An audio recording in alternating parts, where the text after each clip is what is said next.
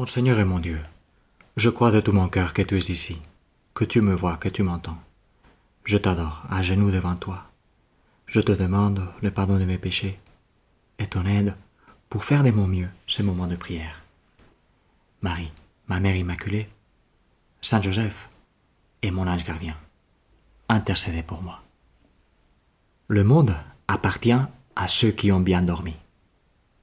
Et donc, j'espère que tu auras bien dormi cette nuit, peut-être malgré la canicule. Le monde, oui, appartient à ceux qui ont bien dormi. J'ai vu la phrase un jour sur un camion dans la rue.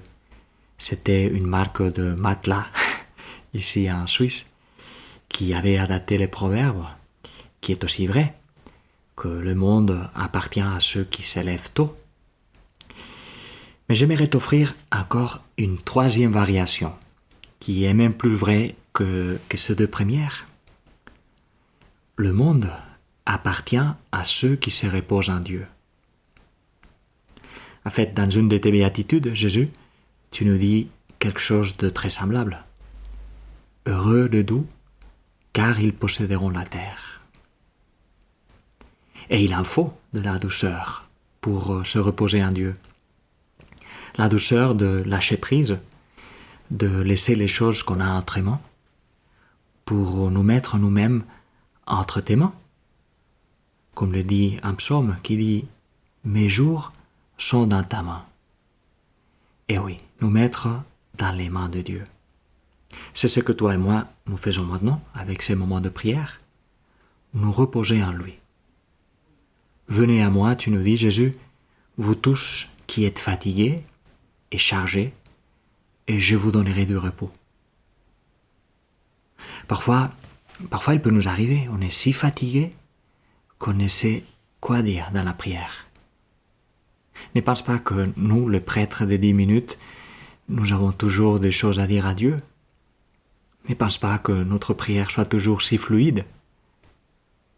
Je vais te raconter une chose qui m'est arrivée il y a des années. Je ne l'ai raconté qu'un ami, ici ou là, mais bon, je te la raconte aussi à toi. Je me souviens très bien encore. C'était un jour que j'ai dit au Seigneur, c'était déjà peut-être midi, et j'avais fait mon moment de prière les matins, j'avais célébré la messe, j'avais fait mon moment d'action de grâce après la messe, mais je me suis rendu compte que j'avais été plutôt absent. C'était un jour où j'étais fatigué, mentalement fatigué, saturé, et je lui ai dit au Seigneur, « Excuse-moi, je n'étais encore rien dit. » Et tout de suite, j'ai compris qu'il m'a dit, c'était comme un éclair. Parfois on comprend clairement que c'est lui qui nous parle, même si on n'entend pas de voix. J'ai compris qu'il m'a dit, avec une grande douceur, une grande compréhension, « C'est pas nécessaire que tu me dises quoi que ce soit. » Voilà. Comme en me disant. Ça, là, c'est déjà, comme j'ai compris ça, c'est comme si le Seigneur me disait, parfois il me suffit que tu sois là. C'est le plus important. Je comprends que tu es fatigué. Voilà, être là, nous reposer en Dieu. Et aussi laisser qu'il se repose en nous. Oui, que Dieu puisse se reposer en nous. Je me souviens aussi d'une autre fois, je faisais un séjour d'études dans une université en Espagne, et je suis allé dans une chapelle du campus.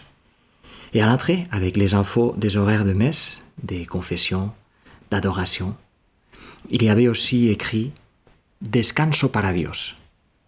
Tel jour, descanso para Dios. Littéralement, repos pour Dieu. Et je me suis dit, c'est beau.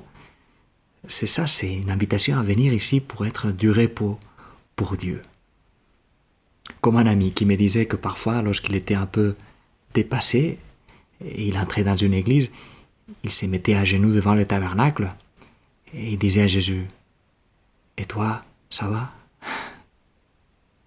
Voilà, descanso para Dios, être en repos pour Dieu.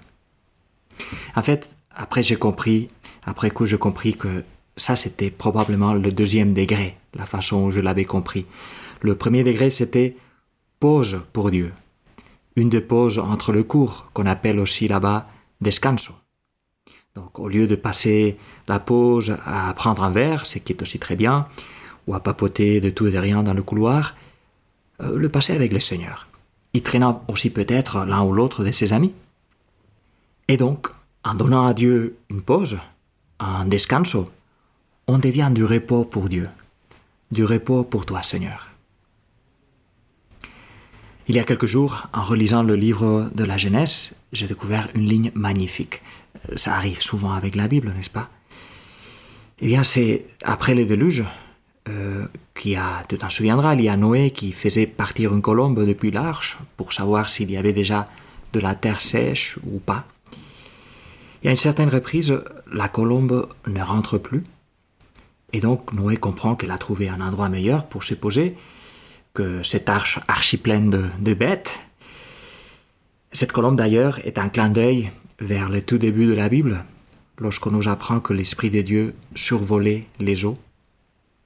Eh bien, à peine sorti de l'arche, Noé offre un sacrifice à Dieu. Avant de se mettre à faire quoi que ce soit, avant de chercher un endroit pour s'établir avec sa famille, avant que tout ça, un sacrifice, un moment de prière.